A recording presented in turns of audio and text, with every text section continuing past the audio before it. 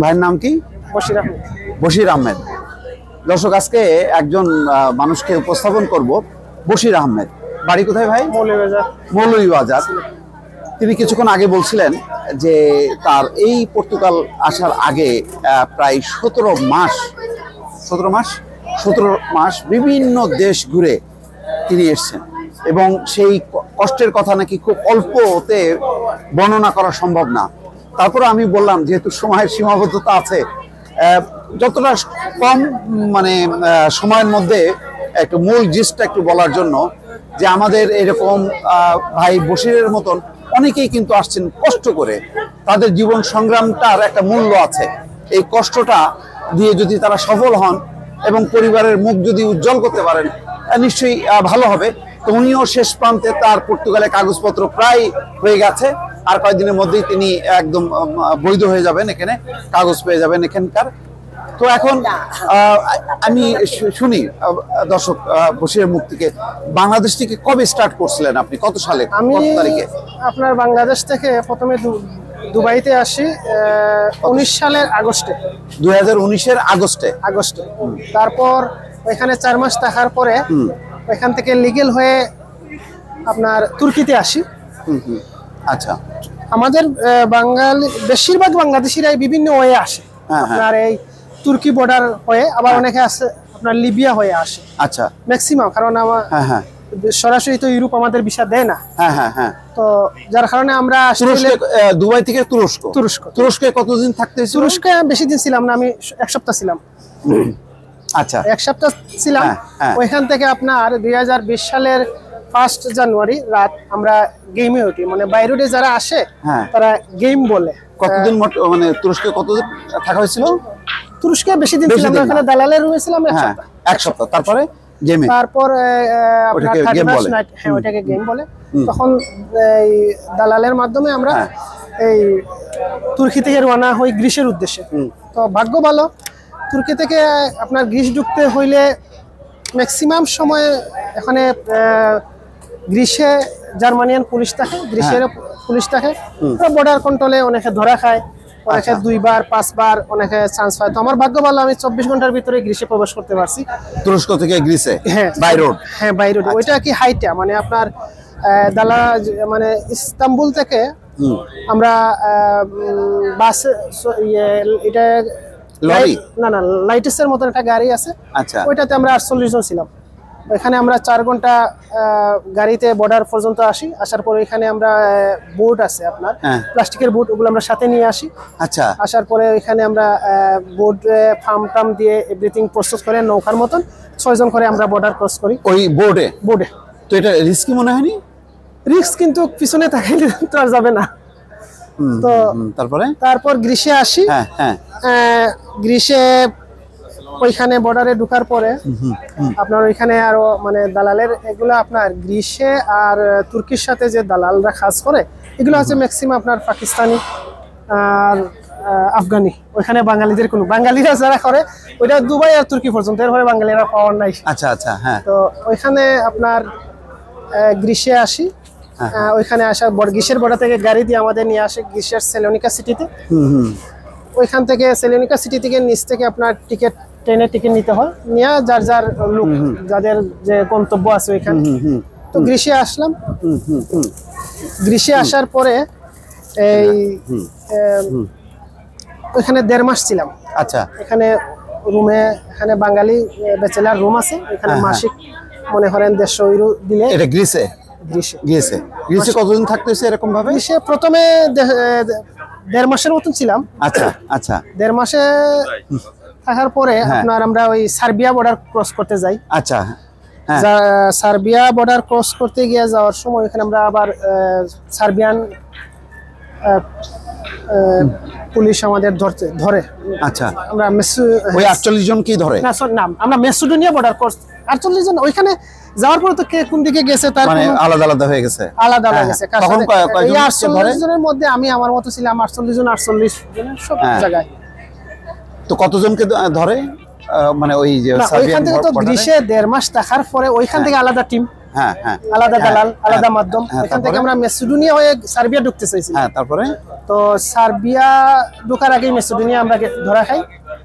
Greece থেকে যখন আমরা মেসিডোনিয়া বর্ডার তখন ধরা খাই।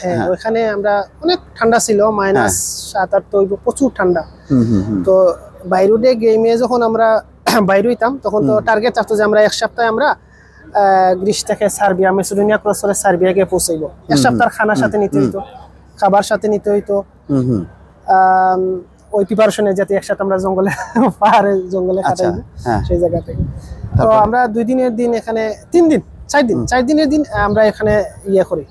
ওই বর্ডারে যাওয়ার পরে দালাল আমাদের রিসিভ করতে পারে নাই, যার কারণে আমরা স্বেচ্ছায় ধরা দেই পুলিশের কাছে মেসিডোনিয়া। তারপরে আমরা আবার গ্রিসে আসি। তো আসার পরে তখন করোনাকালীন প্রথম সময়, আচ্ছা, করোনাকালীন প্রথম সময় লকডাউন আসে। আচ্ছা, তো যার কারণে তো তখন তো সারা ওয়ার্ল্ডেই আপনার কোভিডের কারণে ভয়ঙ্কর একটা পরিস্থিতি। তখন গ্রীষ্মে আমরা মেসেজ ছিলাম, আমি যে রুমে ছিলাম ওইখানে আমরা 120 জন ছিলাম। 120 জন ছিলাম। আচ্ছা, কতদিন পর ছাড়লো ওরা? না, ওখানে তো আমরা স্বাধীন। ও আচ্ছা, না গ্রীষ্মে যেখানে ছিলাম তো না, ওই যে সার্বিয়া যেখানে ধরলো না, ওরা সাথে সাথে ডিপোর্ট করেছে। আচ্ছা, কোথায় ডিপোর্ট করে দিল? আবার গ্রিসে। আচ্ছা, তারপরে ওইখান থেকে আবার আমরা গাড়ি টাড়ি নিয়ে আসলাম, আইসা আমাদের মেসে উঠলাম। তো ওইখানে তখন তো আবার লকডাউন দিয়ে দিল।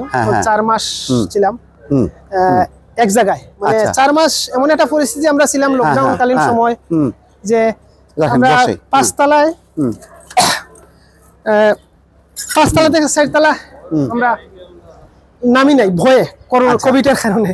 তাছাড়া গ্রীষ্মে তো অবৈধতে আপনার ধরতে পারলে আপনার 18 মাসের ইয়ে আছে, জেল আছে। তারপরে মনে করেন তো সব মিলিয়ে আমি গ্রীষ্মে ছিলাম 7 মাস। তারপরে 7 মাস পরে গ্রীষ্ম থেকে যখন এই কোভিড লকডাউনটা নর্মাল হইলো, তখন ওইখান থেকে আমি আবার গ্রীষ্মের সিটিতে চলে আসি, এথেন্সে। ওইখান থেকে আবার সার্বিয়ার উদ্দেশ্যে রওনা দিই। তো এখানে ছিল আমরা মনে করেন তো দেশি হিসাবে বাঙালি মিডিয়া যারা বাংলা ভাষায়, যেটা লোকাল ভাষায় দালাল হয়, তাদের মাধ্যমে আমরা যাই। তো এখানে সাতকের একটা দালাল ছিল, ও আমাদের ভিআইপি গেম, এখানে গেমের আবার ধরন আছে, মানে ভালো টাকা দিলে একটু ভালোভাবে নেওয়া হয়, কম টাকা দিলে কম টাকা দিলে হাঁটাই। গেম হচ্ছে 2টা, একটা হলো হাঁটার, একটা হলো আপনার ট্যাক্সিতে। তো আমার ট্যাক্সিতে নিবে বলে আমার নিয়ে নিছে হাঁটার। ওইখানে আমরা 6 দিন ছিলাম বর্ডারে, 3 দিন ছিলাম গ্রীসে, 3 দিন ছিলাম মেসিডোনিয়ায়। আচ্ছা, নেয়ার পরে ওইখানে আপনার পুলিশ আমাদের আবার ধরে। কোন জায়গায়, কোন পয়েন্টে? মেসিডোনিয়া। আবার মেসিডোনিয়া আপনার ওই গ্রীসে ডিপোর্ট দেয়। আচ্ছা, তখন আমাদের টাকা, মোবাইল টোবাইল যা ছিল সব নিয়ে নিছে পুলিশ। আচ্ছা, তারপরে আমরা তো ওই বর্ডারে আসলাম। আসার পরে ওইখান থেকে আবার নতুন করে দালাল নিলাম। তো এথেন্সে আমার পরিচিত লোক ছিল, ওর মাধ্যমে কিছু টাকা আনি দেশ থেকে। আনার পরে আবার এখান থেকে 4 দিন থেকে সুস্থ হই। প্রথম 6 দিন তো আমরা ছিলাম পাহাড়ে। আমাদের 4 দিনের খাবার ছিল, আমার টার্গেট ছিল 4 দিন। 6 দিনের মধ্যে আমরা, তার মানে প্রচুর কষ্ট গেছে। কষ্ট তো ওই তখন তো আমরা ওইদিকে 6 দিন, এখানে আর 4 দিন থেকে সুস্থ হইলাম। হওয়ার পরে আমরা আবার সার্বিয়ার উদ্দেশ্যে রওনা দিলাম। ওই পুরো 4 দিনই আমাদের হাঁটতে হয়েছে সন্ধ্যা থেকে ভোর পর্যন্ত। ভোর যেখানে শেষ হইতো ওইখানে আমরা ঘুমাই যেতাম, যেই ভাবে ঘুমাইতাম ওইভাবেই থাকতাম, যাতে লড়াচড়া পাইলে তো মনে করেন যদি স্থানীয় লোক, মানে সেটা কি লোকালয়ে নাকি না জঙ্গলে? তখন ঠান্ডা তো ইউরোপের সব দেশগুলোই তো ঠান্ডা। তখন আমাদের সাথে স্লিপিং বেড থাকতো, জ্যাকেট থাকতো, বিভিন্ন ধরনের খাবার থাকতো। অনেক সময় শেষ পর্যায়ে মনে হয়েছে যে আমি না আপনার, ও আসলে সত্য কথা অনেকে স্বীকার করতে চায় না। আমি যে মেসেজটা দিতে চাই, যেটি স্বীকার করতে চাই, যে শেষ পর্যায়ে আমাদের সাথে যে পানি ছিল আমরা খালের পানি খাইতেছি। পাহাড় থেকে যে পানিটা ঝরছে ওই পানিটা বোতলে নিয়ে আমাদের খাইতে হইতেছে। 4 দিনের মাথায় আমরা যখন আসলাম সার্বিয়া, মেসিডোনিয়া সিটিতে আসলাম।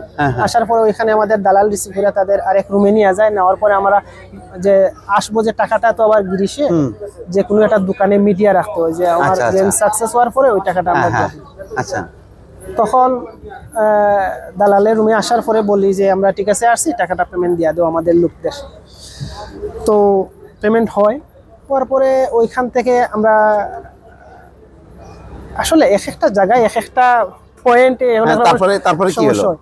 ওইখানে দালালের যে সহকারী ছিল যে আমাদের রিসিভ করবে, সে বলছে আমরা কাজ করব, আপনাদের সবাইরে আমরা ভালোভাবে গ্রিসের সার্বিয়ার বর্ডারে দিয়ে দিব, আর যারা যেতে চান স্বাধীন মতো চলে যেতে। আচ্ছা, তারপরে কি হলো? তো আমরা ভাবলাম যে আমাদের এর আগে যারা গেছে তাদের সাথে আমরা যোগাযোগ আসে, আমরা আপডেট নেই কোন পথে গেলে কিভাবে গেলে কি অবস্থা।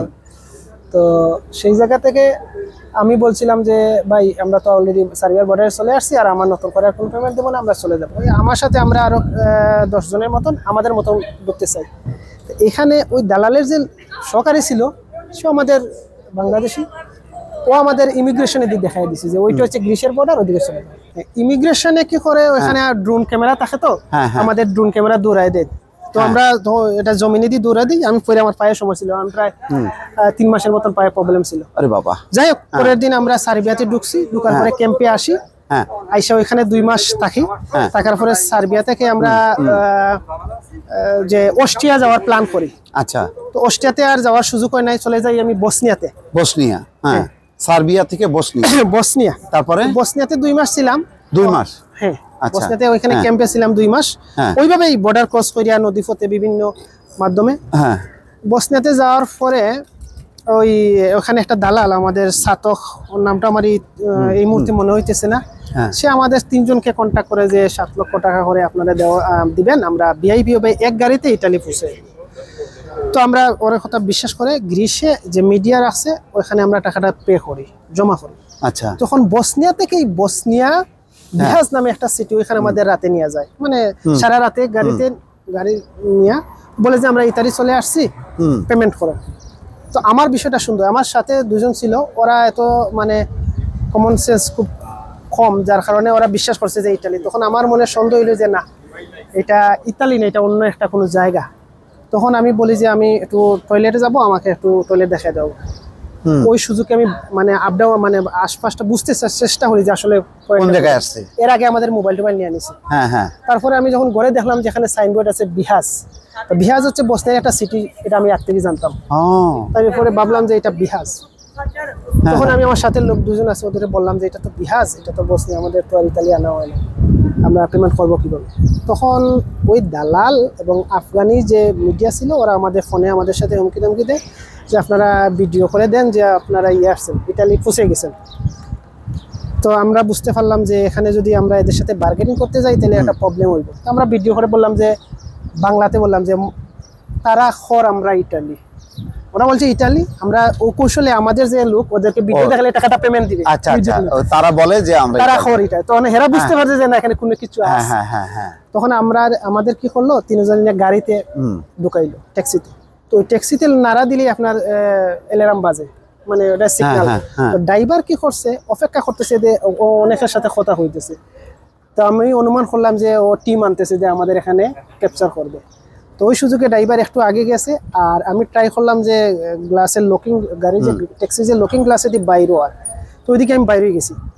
আমার সাথে 2 জন ছিল, ওরা আমার বারোইতে দেয় না, বলে না আমরা মনে হয় ইটালিতে ছিলাম। না, ইটালি না, আমি দৌড় দিব বলে আমি দৌড় দিছি।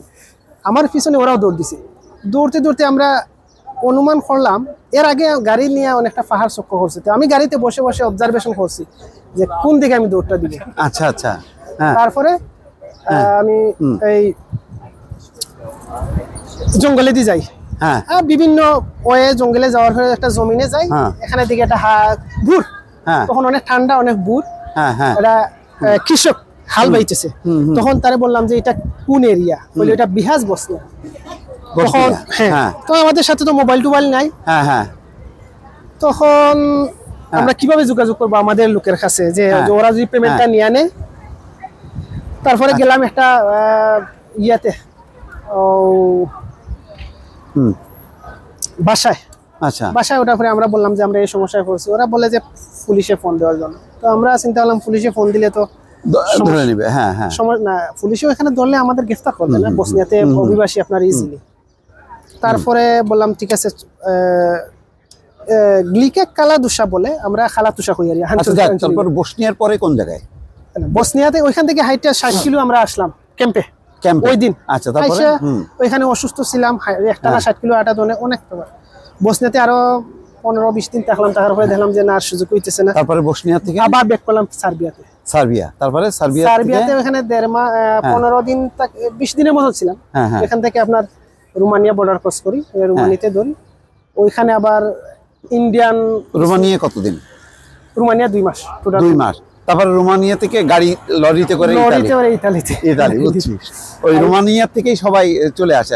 তো সবচেয়ে কোন জায়গায় বেশি কষ্ট হয়েছে, কোন দেশে থাকতে? থাকতে কষ্ট বলতে আপনার যে এই যে হাঁটা বা এই পাহাড়ে এটা কি গ্রিসে না মেসিডোনিয়া না গ্রিসে, মেসিডোনিয়া এবং বসনিয়া থেকে আমরা একটা গেমে উঠছিলাম। তাহলে সব মিলিয়ে মানে তুরস্ক থেকে মানে পৌঁছাতে সব মিলে 17 মাস লাগলো।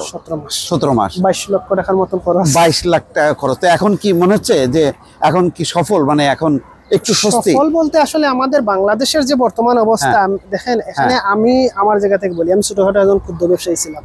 তো দেখলাম যে দেশের ব্যবসায় আমি লাভবান হইতেছি না, যার কারণে হুট করে আমি দুবাইতে ভিজিটে মূলত আসি।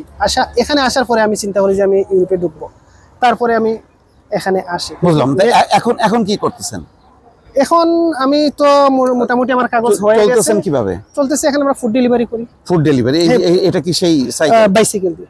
অনেকে যাদের লাইসেন্স আছে তারা মোটরসাইকেল দিয়ে করে ফুড ডেলিভারি করে চলতে পারতেছেন? হ্যাঁ, আসলে পর্তুগালে আপনার জব ক্রাইসিস প্রথমত। এখানে সারা ইউরোপের অবৈধ লোক ঢুকতেছে, এখানে যেহেতু সহজে রেসিডেন্ট কার্ডটা পাওয়া যায়, মানে ফুড ডেলিভারি করে এখন মোটামুটি কাগজ পাওয়ার অপেক্ষা, শেষ দিক না সবকিছু প্রসেস শেষ। আপনাদের কাছে আসলে এটাই শোনাতে চাচ্ছিলাম যে দেখেন বশির বাংলাদেশি ভাই কত কষ্ট করে 17 মাস বিভিন্ন দেশ অতিক্রম করে শেষ পর্যন্ত পর্তুগালে এখন কাগজের পাওয়ার শেষ অপেক্ষায় আছে। তো এইরকম তার মতন এরকম অসংখ্য বাংলাদেশি কিন্তু পর্তুগালের অলিতে গলিতে আনাচে কানাচে আছে, যারা এই ধরনের স্ট্রাগল করছে। কারোরটা বেশ সহজ হয়েছে, আবার কারোরটা কঠিন যে মানুষগুলো, বশির ভাই হচ্ছে তার অন্যতম। দর্শক ভালো থাকবেন, আল্লাহ হাফেজ।